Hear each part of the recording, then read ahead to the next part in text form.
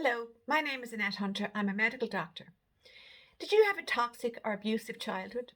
Do you find that now in your adult life you get yourself into too many toxic and abusive situations, very like the ones you experienced in your childhood? If you answered yes to this question, then this book will help you. Your childhood is over. No, it's not. It's written for adults who have come from an abusive or toxic childhood. My favourite saying is, children learn what they live, because I found it perfectly described my life. That saying describes how, when a child grows up in an abusive environment, abuse becomes their normal.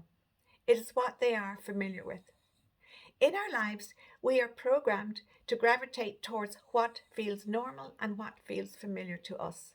Therefore, in our childhoods, if abuse was our normal, we will find ourselves gravitating towards toxic and abusive situations in our adult lives. Now, this is all beyond our control. This programming is all done through our subconscious minds. Our subconscious minds program us or force us to repeat in our adult lives the abuse we suffered as children.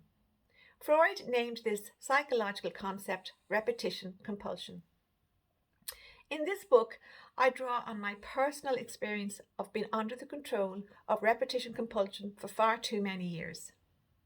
I show how, as an adult, my childhood wasn't over, as I was constantly inviting back into my adult life toxic and abusive situations that I experienced as a child.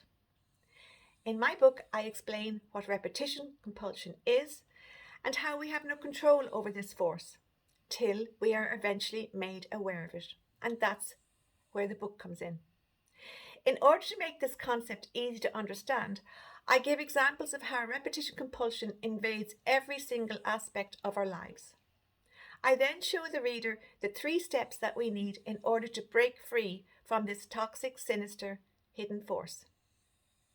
Now, sadly, these days, I hardly ever hear any mention of repetition compulsion, and yet learning about it immediately changed my life for the better. Therefore, I wrote this book to help others who have come from difficult childhoods too, to become aware of repetition compulsion, as maybe they will find that they too are living under the control of this force, and they too will be able to break free from it once they are made aware of it. This book aims to help adults from toxic or abusive childhoods to break free from the cycle of inviting abuse back into their adult lives. After all, don't we owe it to ourselves to break free from all abuse and all toxic situations? Start today with my book, Your Childhood is Over. No, it's not.